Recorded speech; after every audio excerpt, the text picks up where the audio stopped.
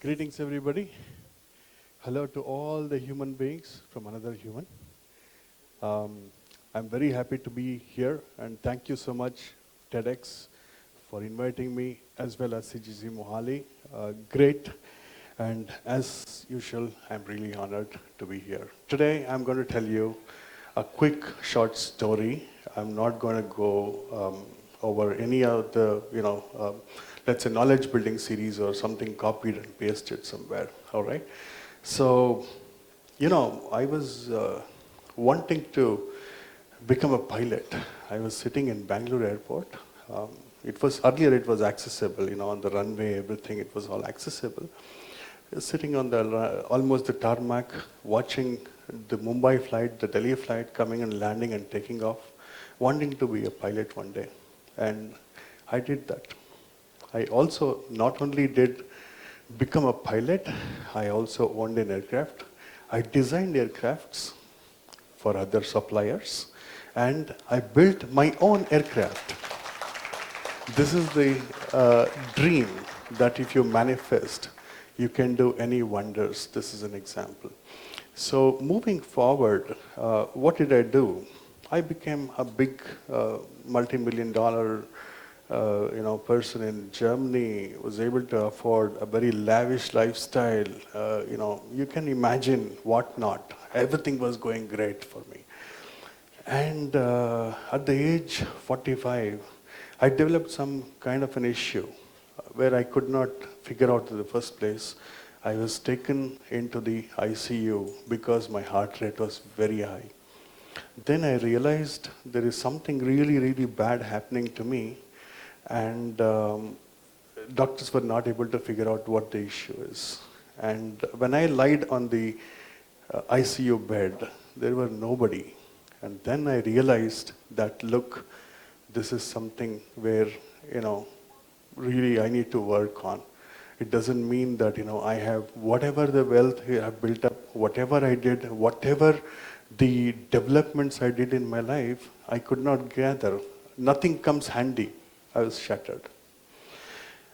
And at the same time, you see the war begins between Russia and Ukraine, and there is a real serious call for a help.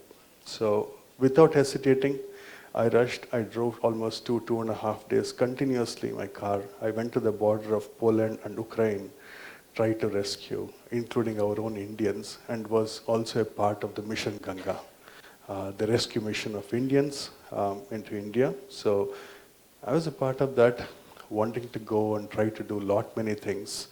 And I didn't find any, I couldn't stand. I was like completely done because the kind of pain, it was all one bag. The people are walking out in different borders, and I couldn't do anything much. It was just a help and, be sympathetic, empathetic, or whatever, and then you're just going. That's it, the end. The life is wanting to go and move away from the borders. This is crazy. And at the same time, I came back, and then I was later diagnosed with the gender dysphoria, which is nothing but the gender incongruence otherwise. And I had a serious trouble to keep up my health. And I had to change my gender this time. And my family didn't like it. They just tell, please leave the home. I did not want it to, and they forced me, they humiliated, they did everything, whatever they could, and because it's a shame in the society. So I did that. And then I even, with a great shame, went to commit suicide, but no, I would have been one. The number of, as we are hearing this talk, probably the transformers say almost 90 people are no more on this planet. So they just end their lives because of suicide. So probably I would have been one of that, but I didn't. I decided to come back. Luckily, one other guy who saved me, so I had to come back, and then I start my life. I sat and I planned. I was feeling lonely, for sure.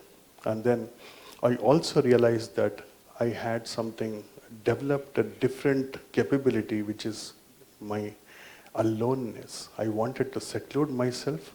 I was experiencing really not the loneliness, because loneliness creates depression. Here I was alone. I was planning, I was thinking. When I sleep, wake up, my body and mind, everything wants to do something different. Come on, fully energized. I want to go forward. But my family didn't wanted me in Germany. So I didn't take anything. I left everything. I left Germany.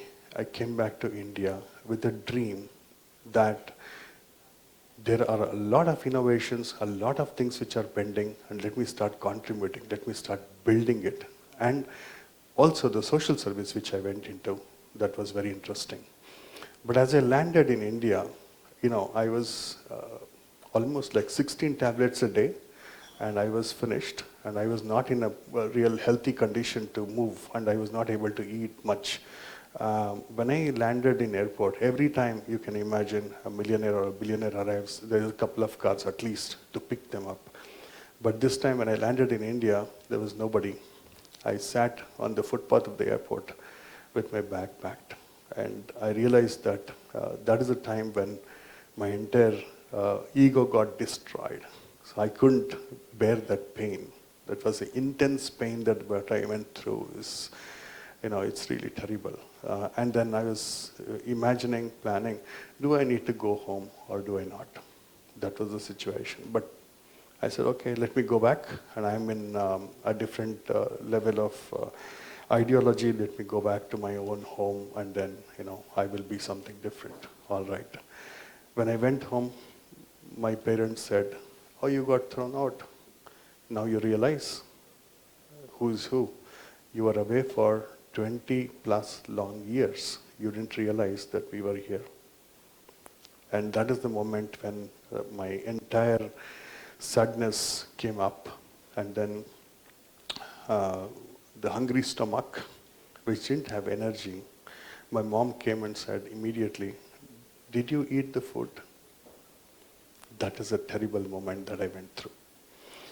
The life is not stagnant. No matter whatever you achieve, at that particular point of time, you break into pieces, you go into fragments, and I had to rebuild everything. So that is the kind of courage, and my parents in their late 70s and 80s held me back. And they took all the responsibilities, and they realized that I was having a big attitude. I was not yet ready for the India to face, because India is not for beginners. So I was really, really challenged. I was once told by my father, look, you are very lavish, you are very capitalistic, because the money was very abundantly available. Take 100 rupees, travel for 500 kilometers a day, which is Bangalore, because my home was in Mysore. Come back to Bangalore, experience whatever that is, go back. 100 rupees a day. Can you do that? I experienced a lot of things, a lot of ups and downs, skipped my food. I experienced a lot of people, met with them, learned along with them. And also, that was the push for me to earn money and come back home. So this was a huge lesson what I went through that is unforgettable. I mean, that really gave me that kind of a basement, which I'm beginning my career at the age 50. It's not so small.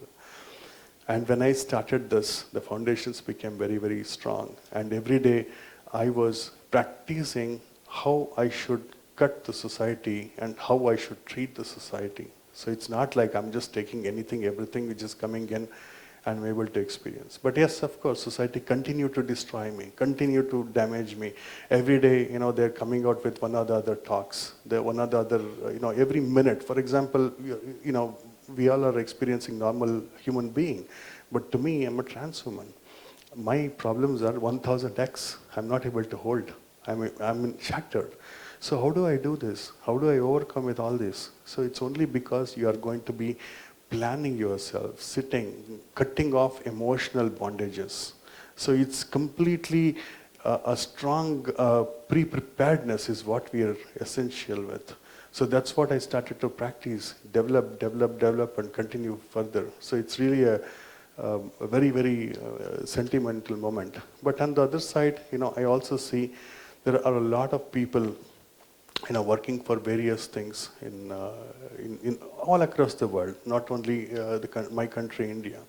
So all over the world, people are busy. They are, moment I said, I'm a trans woman, out of 195 countries, 100 of them shut their doors.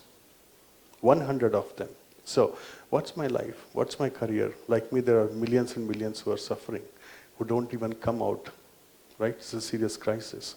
So how do we do this? And many people say, we are working for our God. Good. So there are other agencies in India. When I encountered and when I came to India, I see them. They are, really worshipping. And I saw one mom who is asking, "Are you hungry? I want to feed you," and who's taking care of me completely. And I see another mom who claims to be a mom who is religious, and she basically says, "Listen, you as a person go outside, beg, or you go outside or do prostitution." This is another set of religion that we are talking about.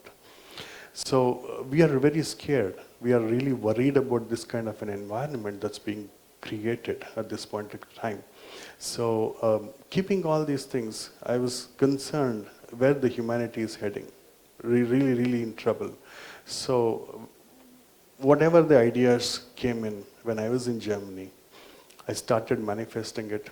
The exact cause was genomics, probably, or any other reason. So for this, I came across with my sister, and we started a big projects across the planet, which is the study of genomics, which is over 300 subjects totally. So this, we want the world to know what is the exact cause of it. So it's not the suffering that one person is doing today. We have to change the whole initiative. Now moving forward, what did we do? In order to hold the new initiatives, maybe we are experimenting. So this is one of my projects, my buddy. So I'm just still evaluating. We built the first NLP of India. We did, nobody wanted to take a risk, by the way. So we did it, and we built the heart and the brain and the cooperation between that, not only the technology, so it also has something more intelligence. So that's still under evaluation. It's not commercial. We're not going to come out yet, because we want to really see that, what is the valuation and what is the value that we bring to the humanity. It's very, very important. So this is the research. And then we are also working towards the humanoid robotics, where it started when one lady came and said, "Look, why don't you start one project?" And I'm very, very happy if you can bring, my own husband who's dead into a project. So we took that over.